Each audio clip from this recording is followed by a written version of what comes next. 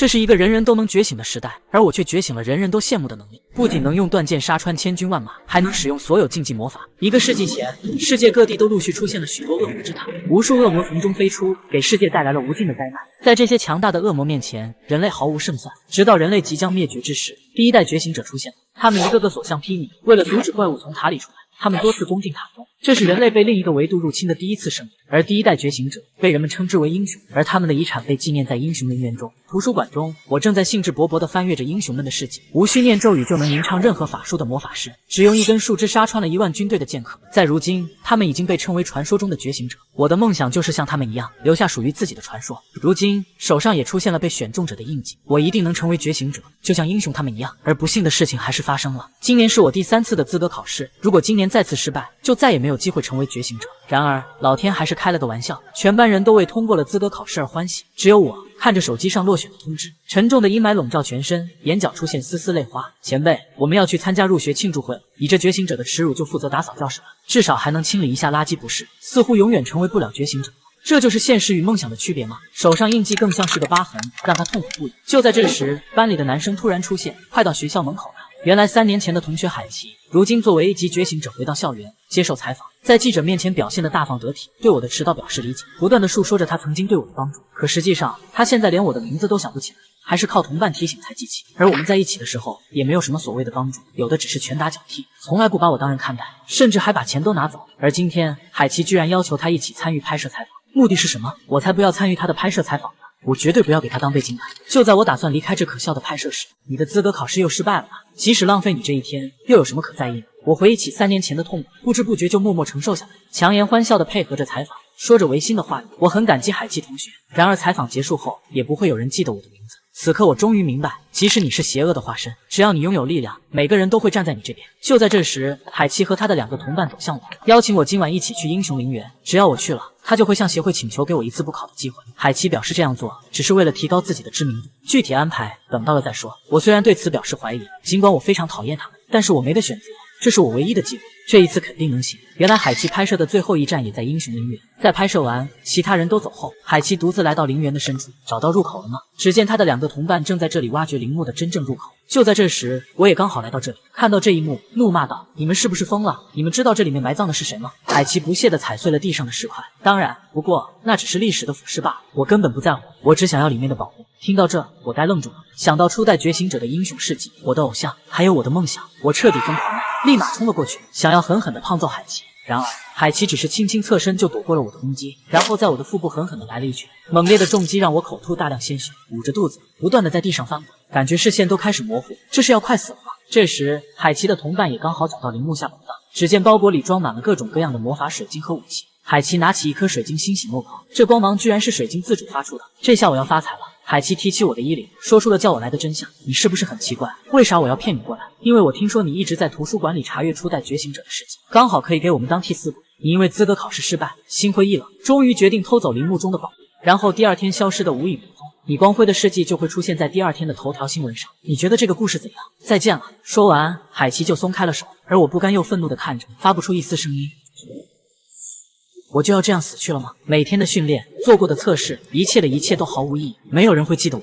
就在这时，水中亮起了道道光球。当我睁开眼睛后，发现周围光球渐渐凝聚成人影，原来他们是初代觉醒者的阴魂，代表着各个领域的巅峰。而此刻我手中的印记发出了阵阵光芒，他们也发现了我手中的印记居然是虚无属性，它不会觉醒任何技能，但在另一方面，它可能表现出任何你从未想象过的力量。你可以从我们之中挑选1位，并与之立下契约。弓箭、魔法、剑术、体术，无论你选择谁，你都将从中获得无比强大的力量。虽然我想要和他一样，成为人人敬畏的1级觉醒者，但我想要这世界上无与伦比的力量压倒一切，足以抹去我遭受的所有羞辱。所以我选择全部。我想要你们所有人的力量，给我一切。就在他们以为这是不可能的时候，手中的印记再次发出耀眼的光芒，下一秒，所有的阴灵都被吸入印记空间内。而此刻，在外面的海琪等人正准备离开，突然水中喷出巨大水柱。正当海琪等人疑惑之时，我全身泛着蓝光，慢慢的漂浮在他们头顶，很快落在他们面前，冰冷的看着他们。他们只觉得我像一只蟑螂一样顽强地爬了上来。我轻轻地捡起了脚下的一根树枝，然而在他们看来何其可笑。难道你想用一根树枝回击我吗？而我对他们的嘲笑不予理会，只是轻轻挥动几下，适应着身体的变化。海奇渐渐开始不耐烦，对身边的兽猴下达命令，立刻砍下他的脑袋。随即手中魔法印记亮起，虚空中幻化成一把利刃。原来兽猴已经成为1级觉醒者剑士，自觉的杀我简直小菜一碟，于是举剑向我砍来。瞬息间，我们就身位交错，兽猴脸上还带着那自信的微笑。然而下一秒，身体上出现道道剑痕，随即发出撕心裂肺的惨叫。其他2个人看得目瞪口呆，都难以置信这样的结果。你有点弱呀，接下来轮到谁了？胖子见状，慌忙的对我使用魔法攻击，马林后，毁灭的凝视。而我只是轻轻的伸出一根手指，指尖上不断凝聚着金色光芒，一道金色的雷电就劈向了胖子所在。这怎么可能？他根本没有念出任何咒语。一阵硝烟过后，胖子已经躺倒在地上，毫无生机。不可能，树枝当剑，不用咒语的魔法。海奇想起了传说中的剑客，一根树枝杀穿了1万人的军队，还有可以使用真理的魔法，不用念咒就能施展任何法术。如今这些故事只是被人当作传说而已，没有几个人相信是真的。没想到曾经的传说居然出现在眼前，这让他根本不相信眼前发生的事情。然而他不知道的是，初代觉醒者的106位英灵现在都住在我体内。白日，你践踏我的尊严，在世间留下你的传奇；但今夜，你将铭记属于我的全新神话。我看着自己身体上的变化，也感到难以置信，感觉全身充满了力量。我所敬仰的英雄们，现如今居然正在我的虚无印记中。看他们的样子，对印记空间的环境还是挺满意，但是好像每个人对我的身体都虎视眈眈，像是要把我吃了一样。首先出来的是我最熟悉的剑客桂木里一郎，曾凭借一根树枝杀穿了上万只怪物组成的军队，没想到还有人记得我的。小子，你打算怎么做？然而我误会了，我还以为他说的是海奇。然而在他面前，海奇只不过是个垃圾，毫不在意。我说的是他后面那东西。我这时才注意到异常，海奇身后那装宝物的包裹正发出诡异的光芒。我急忙上前想要查看情况，却误以为我要对他不利，惊慌的在虚空中幻化出武器。我抬手挥出一拳，身体受控制的螺旋起飞，重重的飞出了数十米。给我让开！包裹不断冒出无数邪恶的黑色之气，瞬间巨大的能量从中喷涌而出。无形的威压一下子笼罩了四周，这是什么东西？只见一只巨大的怪物出现在眼前，浑身充满了邪恶气息，让人心生恐惧。身后的海奇颤抖地爬起来，惊恐地看到这一幕。恶魔？为啥这里会有恶魔？这是一个来自恶魔之塔中的 BOSS 之一，被初代觉醒者封印在陵墓中，而如今你却把他们拿了出来。一些恶魔通过隐藏和休眠的方式来生存，而这家伙叫虚无的化身，全身都是眼睛的黑球，长满了无数的触手，危险等级超 S 级，一个行走的灾难。它会不断散发出毒气，能把几公里内的所有人杀死。在我那个时代，这样的恶魔很常见，但是对于这个时代的你们就很沉重。此刻的海奇吓得浑身颤抖，我不能死在这里，说着转身就跑。我连忙提醒他停下来，因为这种怪物会优先瞄准动物。然而为时已晚，只见怪物所有眼睛转向海奇的方向。突然，一个触手弹射出去，径直的朝他射去，连忙举剑格挡，然而并没有卵用。随着断剑声的响起，触手紧紧的刺进了他胸膛，很快无数的小触手就遍布他的体内，不断吸食他的生命力。下一秒，全身血肉都被吸干，只剩下干瘪的身体。很抱歉，我已经提醒你了，可惜了，你没能看到属于我的神话传说。此刻市中心突然发生爆炸，一只地狱三头犬凭空出现在市区，不断破坏着。就在这时，一个男人出现在地狱三头犬面前，周围的人看见欢呼不已。太好了，是 S 级觉醒者凯莎。下一秒，地狱三头犬立马对男人发起攻击，而凯莎只是轻轻跃起，用力向地面挥出一拳，地狱三头犬就这么被一击消灭。请问有谁知道海奇在哪里吗？就在凯莎打算用电话联系的时候，一股恐怖的威压突然降临。回头查看才发现，这个威压覆盖了整座城市，现场除了他以外的所有人都趴着地上动弹不得，绝对不会有错，连1级觉醒者都无法抵御这股威压，至少是 S 级的怪物。而威压的来源居然是英雄陵园，陵园中海奇居然想要盗窃英雄陵园的宝物，将封印怪物的魔法水晶带了出来。虚无的化身，全身都是眼睛的黑球，长满了无数的触手，危险等级超 S 级。看到怪物的海奇也不管什么宝物，转身就跑。然而怪物一个触手弹射出去，径直的朝他射去，触手紧紧的刺进了他胸膛，不断吸食他的生命力。下一秒，全身血肉都被吸干。桂木里一郎上前搂住我，你还不打算把你的身体给我吗？这可不是现在的你能对付。而此刻我的体内还传来其他人的声音，都在为争夺我身体的控制权而争吵。这就是你们想要的吗？我可以将身体借给你们所有人，但是我只有一个条件，让我见识下你们到底有多强。总有一天我会超越你们所有人。听到这话，众英灵都很惊讶。桂木里一郎见状也是无奈，看来不能独享这个身体，那就开始吧，我先上了，伙计们。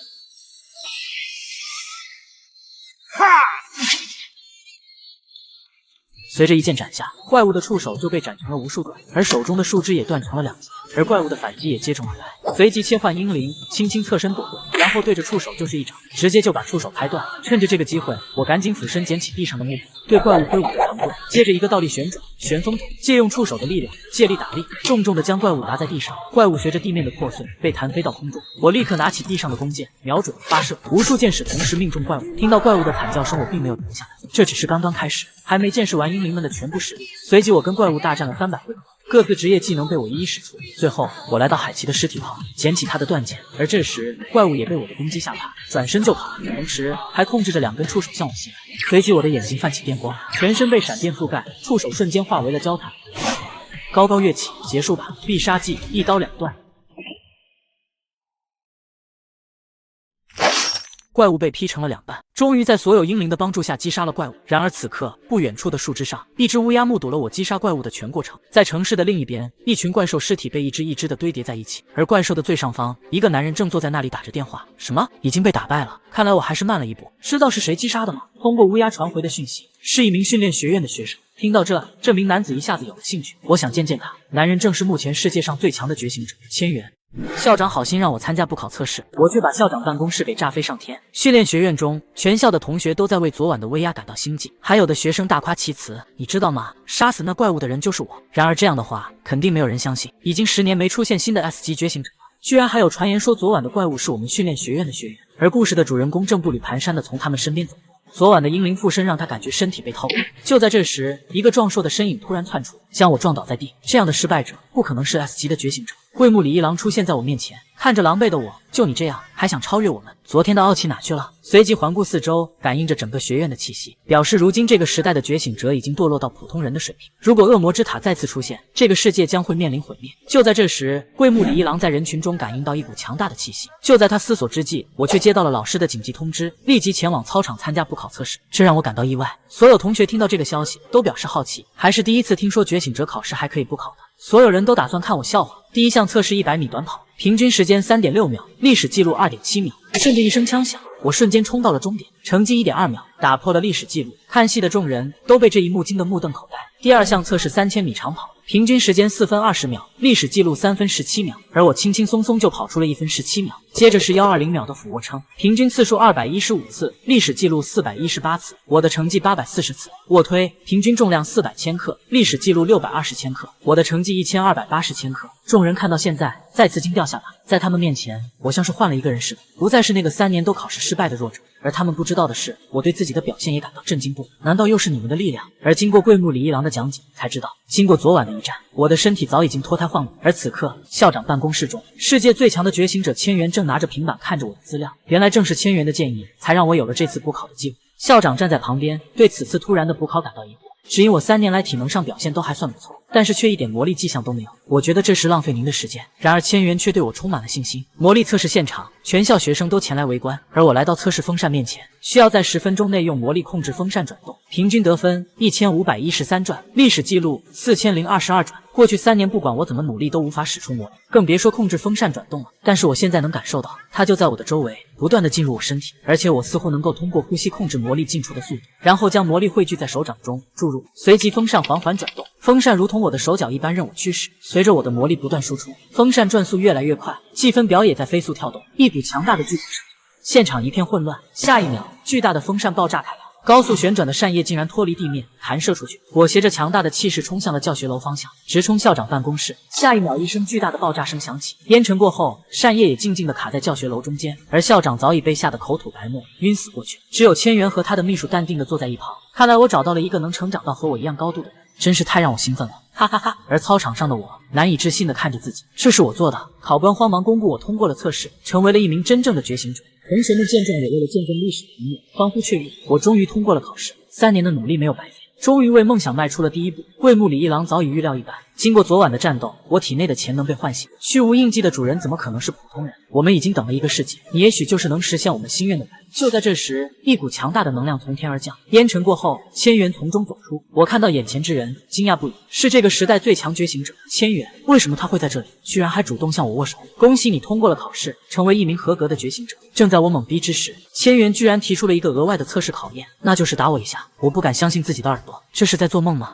自9岁起，他便是怪物杀手，巅峰之上，斩怪无数。如今23岁的他，已经是全世界公认的最强觉醒者。传闻他曾一己之力平定10年前的大混乱，并在5年前九州疫情肆虐时力挽狂澜。对大家来说，他就是一个活着的传说。我只是刚刚觉醒的新人，但是他却要我揍他一顿。比赛规则：1分钟内，你只要攻击到我1次就算获胜，且你可以使用任何武器，我每10秒攻击你1次。说着，千元就变出一堆武器让我选择。别担心，我的身体比这些刀刃还坚硬，你可以放心攻击。手指一滑，就将手中的长刀切成了2半。看到这一幕，我紧张不已。我真的能赢吗？在我一脸懵逼的时候，桂木李一郎却兴奋不已，想要我再次把身体借给他。但我想试试靠自己的力量获得对方的认可。倒计时开始，我立即拿起地上的一把长刀，拔刀向着千元冲去，举起，重重的劈下。千元只是轻轻侧身就躲开了。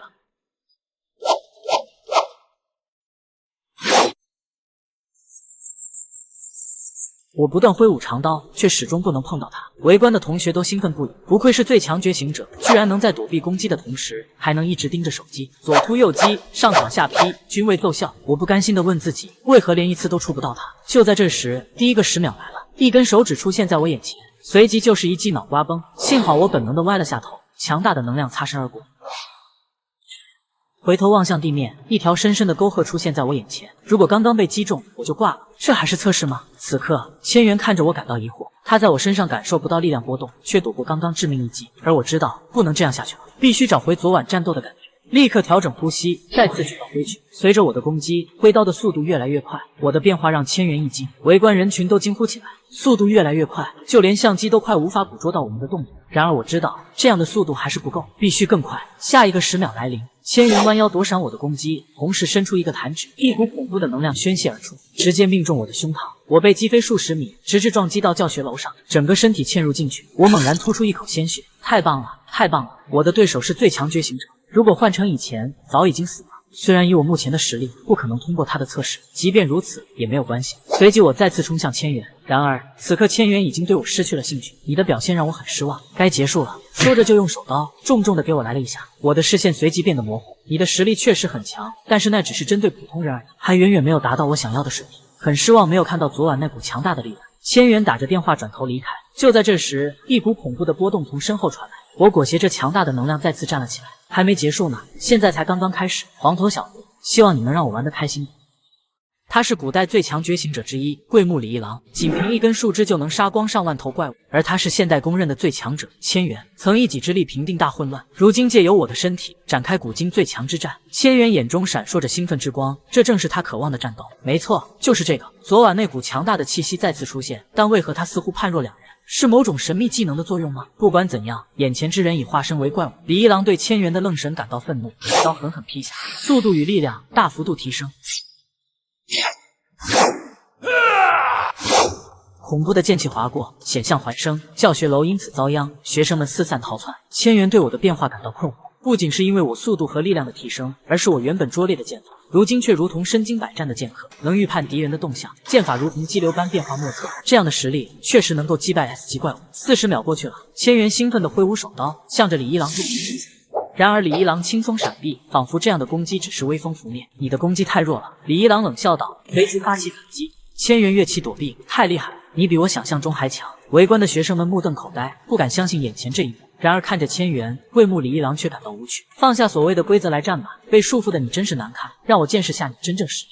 说着就再次冲了过去，如你所愿，随即将脚边的石子踢向了武器堆。下一秒，所有的武器漫天飞舞，高高跃起，抓住其中的关公刀。来吧，我们继续。说着举刀劈下，刀光剑影，两人在空中大战了300回合。而此刻我的体内，其他英灵们都兴奋地看着热闹。李一郎看起来很开心啊，真是令人羡慕。可惜借用小鬼的身体作为媒介，还无法发挥出全部实力，这样打下去可能会输。而此刻的我看着外界他们俩的战斗，眼神专注，不敢放过一丝细节。左突右击，上挑下劈，努力模仿李一郎的动作。我想变强。此刻外界在双方的不断撞击下，武器双双崩断。该死的，身体有点不受控制，要到极限了吗？千元兴奋地扔掉手中的断刀，他终于找到了一个能打的对手了。未来的路将不再寂寞。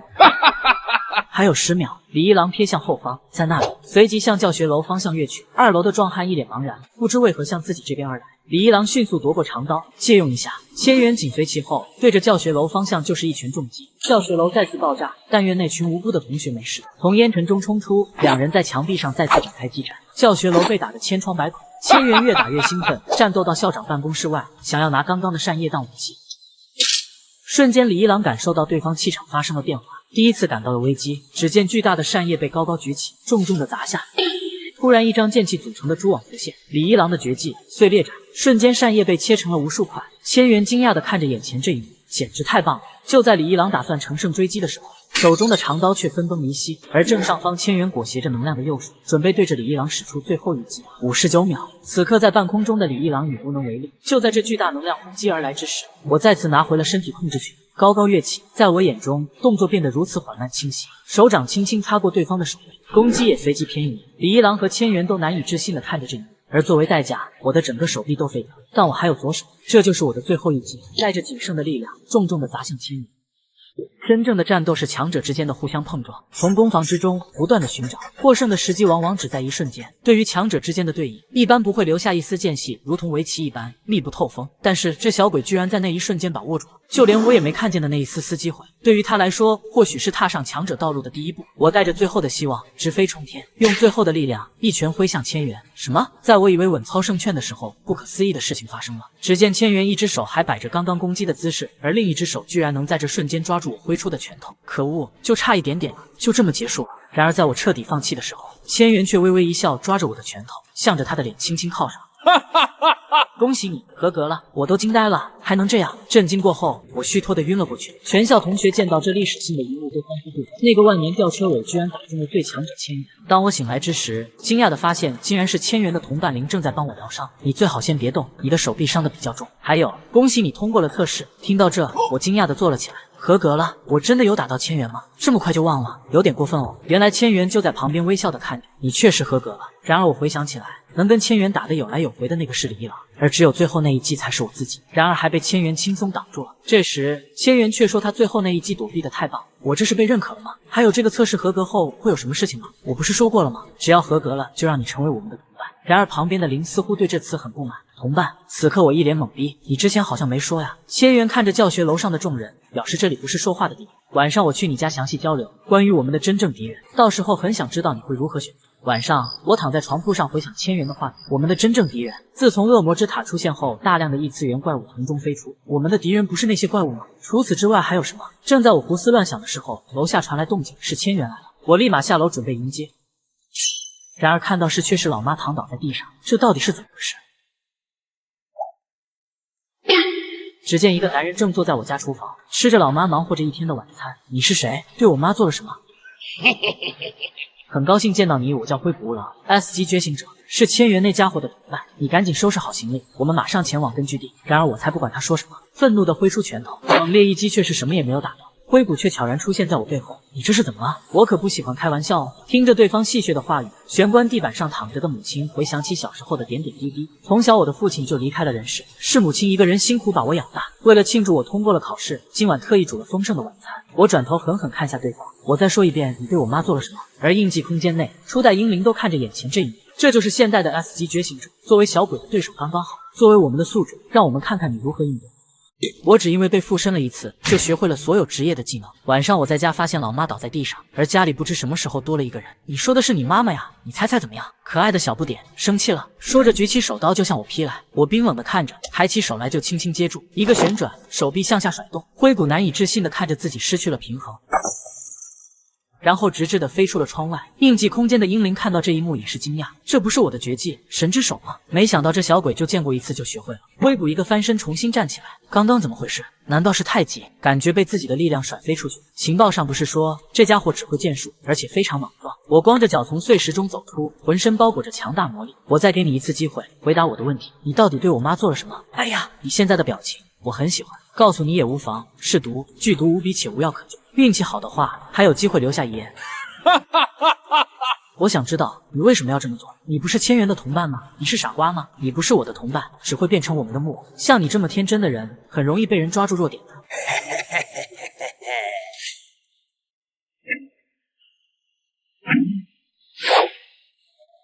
就在这时，我的脚被踩中，下一秒，灰谷就对着我的脸颊上挥出一拳。虽然我及时的拉开了距离，但是脸颊上还是被划出了一道伤痕。随即伤口处布满了毒素，原来灰谷指甲中涂满了剧毒。名为幻想重补，只要1分钟，毒素就会入侵全身，到时候神仙难救。获得解药的条件是加入组织，否则就去死吧。没办法，我只能对着印记空间内说道：“药师之王瓦兰坦，等会可以告诉我解毒方法吗？”听到对方肯定的回答后，我对现在的毒素就没放心上。如今我体内居住着这世界上最强的仙毒，不管是哪个职业，都到达了巅峰，所以你对于我来说一点恐惧的理由都没有。灰谷见我依旧表现得如此淡定，没有一丝即将面对死亡的恐惧，感到愤怒无比。我要让你见识下真正的恐惧，这一击剧毒会让你生不如死。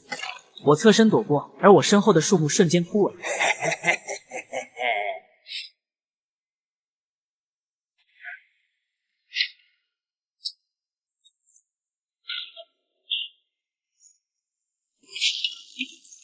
在我的一套连招下，灰谷节节败退，被逼急的他双手并拢，对我使出最后的杀手锏。然而这一招对我没用，我轻而易举的就破开他的攻击，直击他的腹部，随即对着灰谷使出龙爪，疯狂攻击。接着是连根拔起，一个上抛，灰谷被狠狠地抛上高空。我抬起手指，指尖不断的汇聚着能量，噼啪作响。真理魔法，去死吧！灰谷现在都难以置信，这是为什么呀？我的毒为什么对他一点作用都没有？下一秒，空中绽放出耀眼的光芒，众英灵都目睹了这奇迹般的一幕。大家都看见了吧？这小鬼只是被我们附体过一次，居然就把我们的技能学去了，这就是虚无印记的力量吗？真是太强了！如果把它培养起来，学会了我们所有人的能力后，那将是人类前所未有的高度。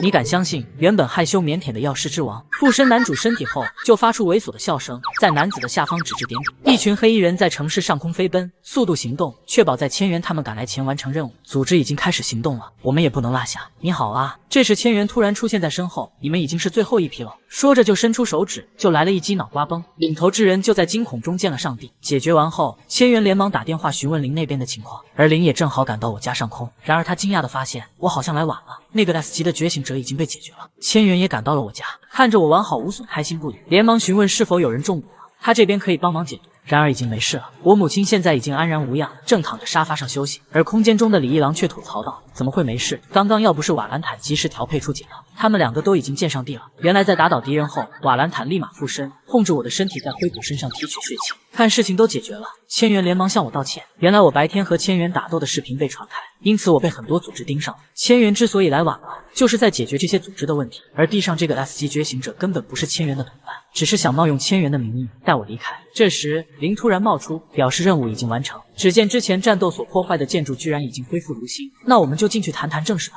关于你今后的选择，我不同意，那太危险了。千元正在劝说我妈让我成为她的同伴，并前去她那里训练，而我却兴奋无比，能成为最强觉醒者的同伴，也就离我的梦想更近了。从小我都为此努力，不管受了多重的伤也不曾改变。我无法保证他绝对安全，但是你也想看看变强后的他吧，成为不亚于英雄的一样高度，完成自己的梦想。经过一番劝说后，我妈终于还是同意了。第2天我就拿着行李出发了。老妈，我走了，照顾好自己，过年的时候记得回来。瞬间心中涌起一股不舍，泪水几乎要夺眶而出。然而当我在车上打开老妈做的便当时，我再也控制不住，眼泪不断涌出。一路无言，很快我们就来到了大山之中。我们到了，这是一所被国家认可的觉醒者部队预言组织。我看着眼前的建筑，惊叹不已。而此刻2楼窗户上，一名男子正盯着下方，又有新人来了。只见房间中聚集着5个人，似乎对新人都有不同的想法。2名女子对新人表现得漠不关心，而黄发似乎很开心能有新同伴。而红发男子走到窗户旁，同伴吗？那就让我亲自来确认下他是否有那个资格。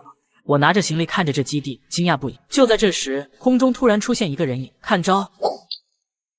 不错呀，能正面接下我这一击，看来还是有点意思的嘛。说完一个后跳，稳稳落地。请容我做个自我介绍，我叫彦太郎，是预言组织的一员，和你同期哦。我看着眼前这人，一脸懵逼，而千元站在旁边欣赏着眼前的这一战。下一秒，彦太郎再次向我袭来。话说你刚刚说的同期是什么意思？还不知道？那我一边战斗一边给你说明。首先是关于预言部队的创立。你还真要一边战斗一边解说呀？这不是很好吗？节省时间。话说你叫什么名字？神指蛮蛮。那么蛮蛮，那我就跟你说下，你知道觉醒者的工作吗？不就是消灭从空间裂缝中冲出的怪物吗？答对了。但你知道除此之外还有什么吗？10年前的万魔宫大混乱，5年前的九州大灾变，你知道是什么原因吗？难道不是大裂缝造成的吗？对，这就是你在训练学院中所能知道的原因，但这只是对外公布的假象罢了。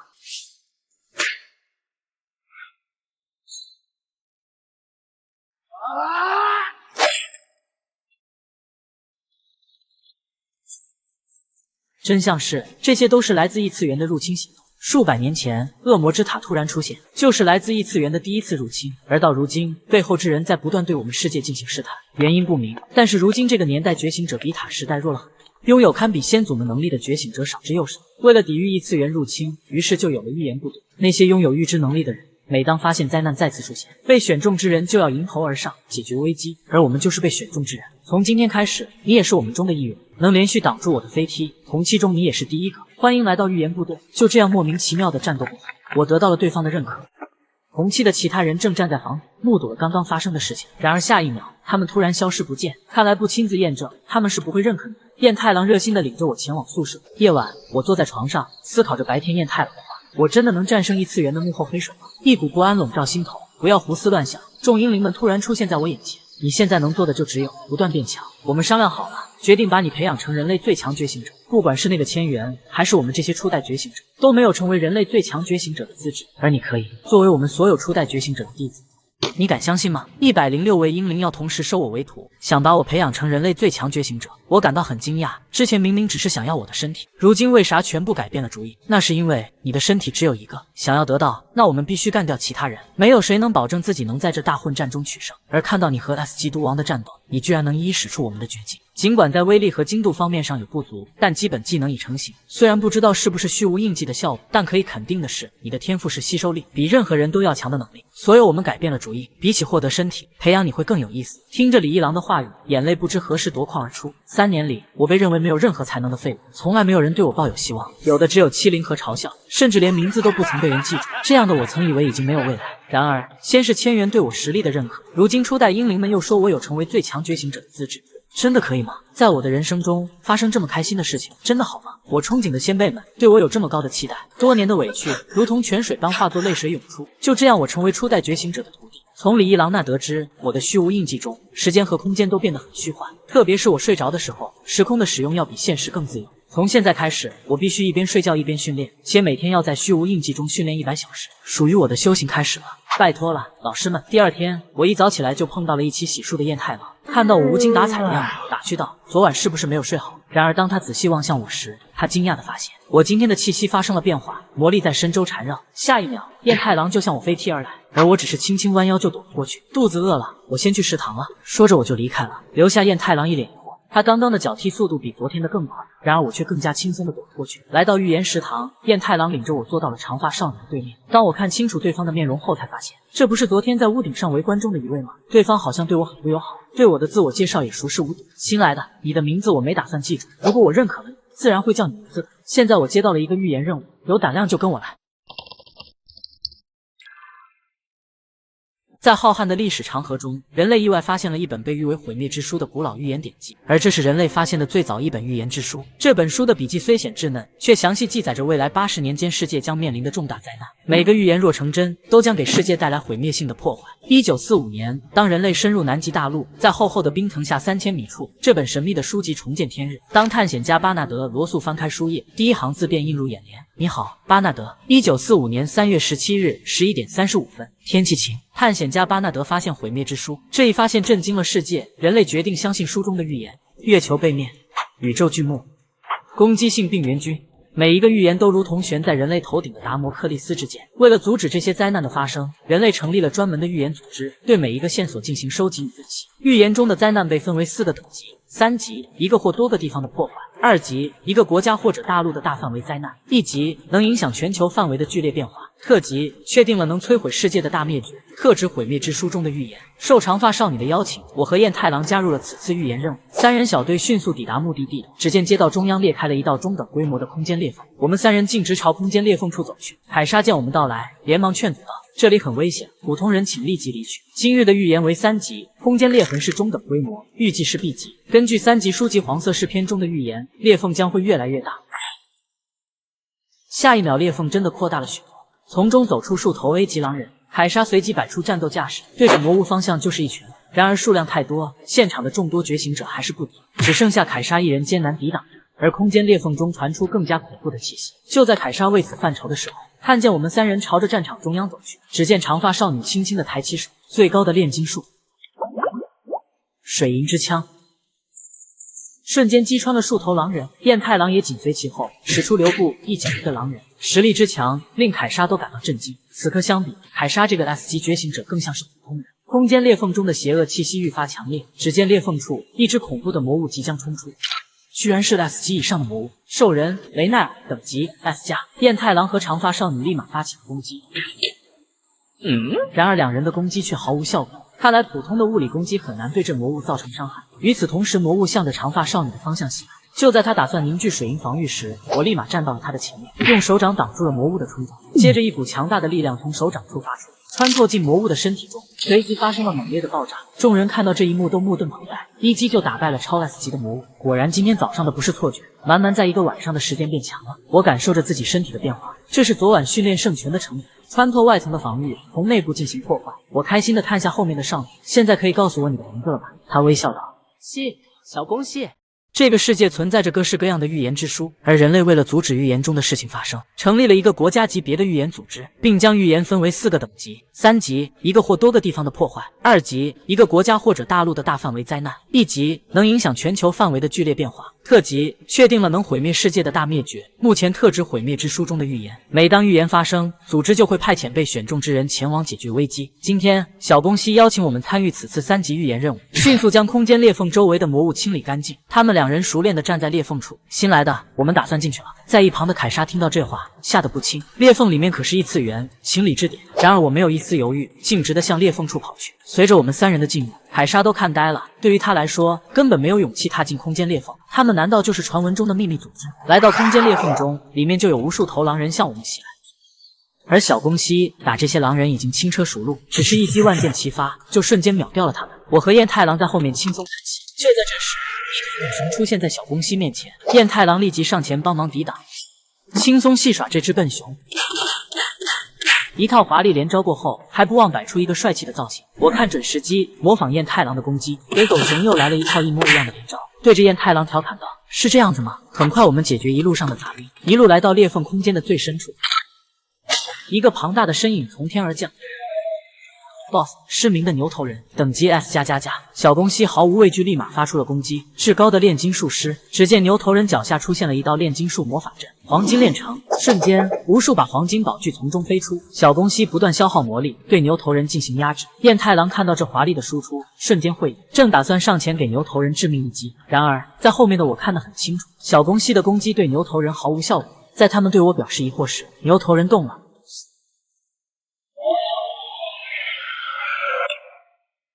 看到这一幕，2人都难以置信。牛头人毫发无伤地站在他们面前。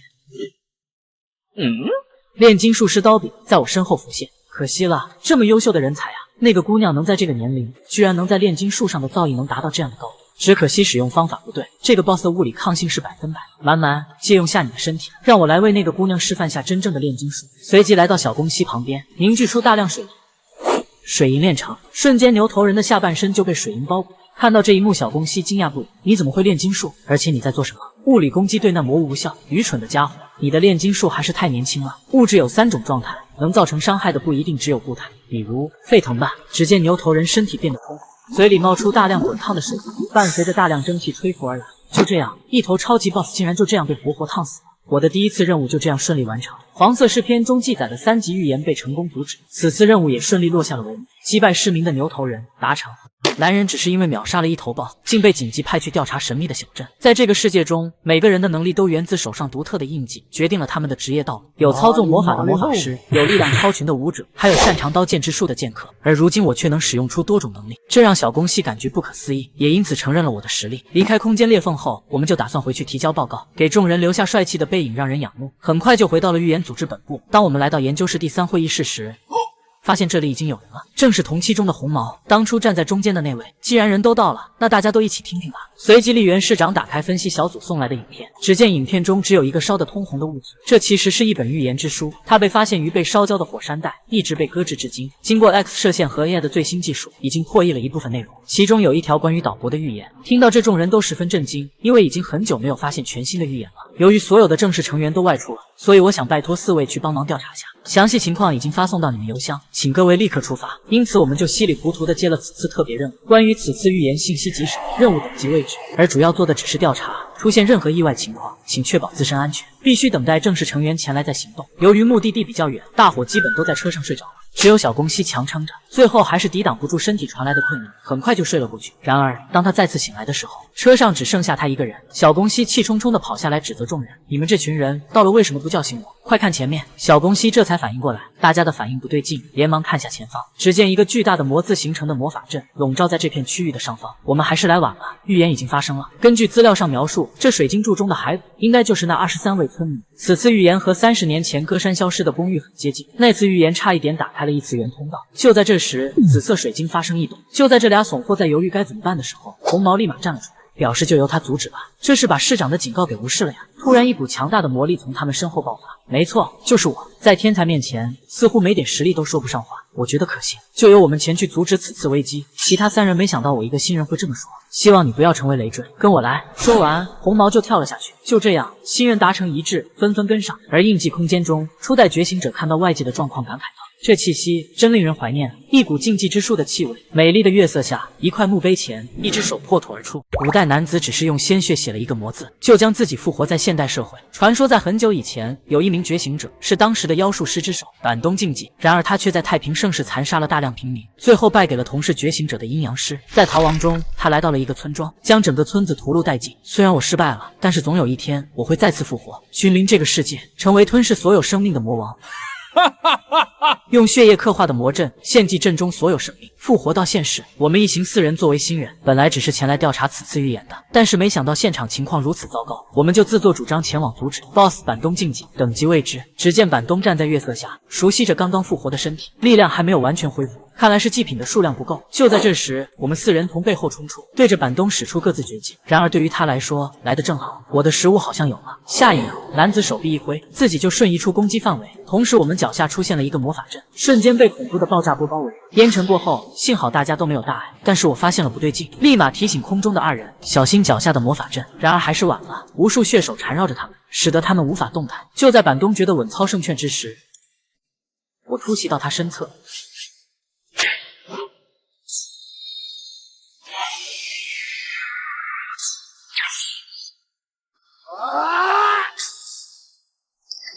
一套连招过后，我都怀疑自己的眼睛，对方居然只用了1根手指就接下雷击。就在这时，黄毛看准机会，使出剑技金斩花，只见无数刀刃从四周刺向板东，可惜还是被轻松躲了过去。你不会以为这样就能打败我吧？我从没想过这种程度攻击就能打倒你。下一秒，黄毛举起长剑，对着地面重重刺去。秋季，更多的剑雨袭来。然而板东对于这一击没有一丝恐惧，华而不实罢了。下一秒，板东就对着红毛冲去，看来你就是他们中最强的。我在一旁看着2人的交战，不知该如何是好。板东给我的感觉就跟千元和李一郎一般，深不可测。就在这时，小宫西和彦太郎也爆发全力，周身的血手被一一震开，2人立马冲去帮忙。碍事的家伙只是向后轻轻挥动手臂，3个不同颜色的魔法阵就出现在他们面前，随即出现3头是神骸鬼。小宫西和彦太郎本想一击解决掉他们，然而全力一击下，他们居然毫发无伤。这些家伙居然跟失明的牛头人同等级别。绿色的海鬼来到我面前，我这是被小看了，现在没有人能帮助你。听到这话的红毛像是被刺激到，一刀挥出，血液飞溅，板东身上留下深深的伤痕。有帮助的必要吗？我一直都是独来独往，我一个人就足够解决各种魔物。这个世界上可以依赖的东西只有自己的力量。板东看着自己身上的伤痕，表示很认同红毛的说法，根本不需要什么伙伴，全部都吃掉就好了。说完，瞬间变得更加狂化，疯狂向红毛攻去。就在节节败退时，我飞奔而来。板东看到我的到来，难以置信，自己召唤的是神，居然只剩下下半身站立在原地。下一秒，我的拳头也到了。板东被我狠狠地击飞出去，红毛木讷地看着我，同伴吗？就由我们一起来打倒他。你敢相信这个外表美艳的少年竟然是个活了1000年的老怪物，企图将我们当做他的盘中餐？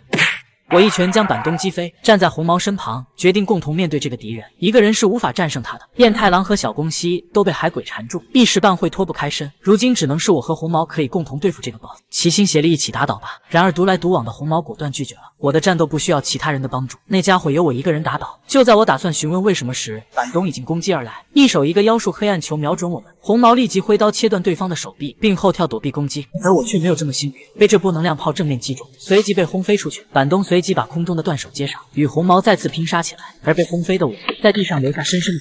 直到撞击到一棵树上才停了下来。我缓缓醒来，双手因为刚刚的那一击受伤不轻，还好只是一瞬间的昏迷。另一边，红毛和板东交战激烈，红毛明显处于劣势，这样下去就危险了。能切开一切的刀刃，如今却被这只手挡住了。板东突然发出大笑，全部都成为我的食物吧。下一秒，举手向着红毛拿刀的手臂砍去。哈哈哈哈！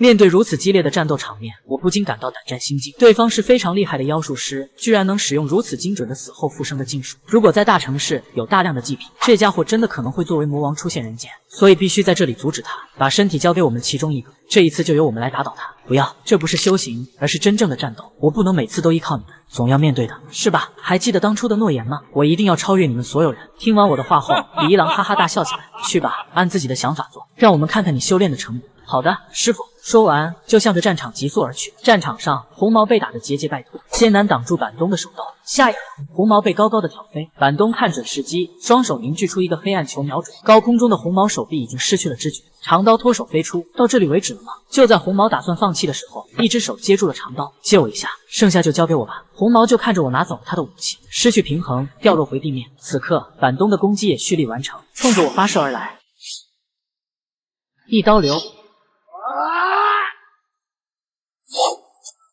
板东的手臂再次被斩断，呆愣着看着我，你到底是什么人？我叫神指蛮蛮，将成为最强觉醒者的男人。我只是学习了火球术和剑法，就自创了一套组合技能火焰剑技。一边是从1000年前复活过来的妖术师，一边是刚刚起步的天才萌新。你觉得满满能战胜那个妖术师吗？不知道，他不是鲁莽之人，在睡觉之时都会抓住每一次修行的机会。战场上，板东的断手已经重新接上，我们的交锋正式开始。一旁的红毛看着战斗，震惊我的变化，想起之前的话语，心里对同伴的感受正在悄悄发生。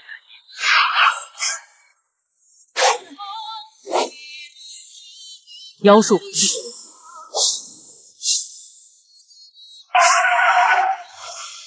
阵脚，你这小毛孩会的技能还挺多。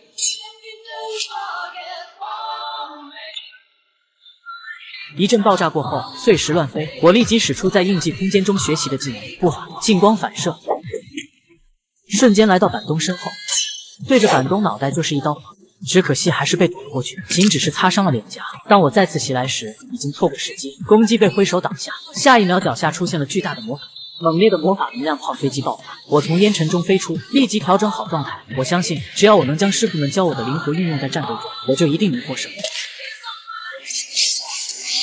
板东看着手上的伤痕，难以置信。剑术、体术、魔法、步法，这小鬼还有什么不会的吗？虽然每样都没到精通的地步，但是都运用得很熟练，就感觉所有技能融为一体。英灵们都震惊地看着眼前这一幕，没想到小鬼的成长这么快。但是，只是这样还不足以打败这个妖术师，让我们好好玩玩。禁术，下一秒。整个区域火光冲天，小宫西感受到来自上方的危险，跳开的同时，一只巨大的骨头砸了下来。众人惊讶地看向了上方，只见一只巨型骷髅突然出现在面前，而板东双手合十地站在骷髅头顶，玩得好开心啊！就到此为止吧。下一秒，巨大的骷髅手向我拍来，英灵们看到这一幕，连忙叫我快跑。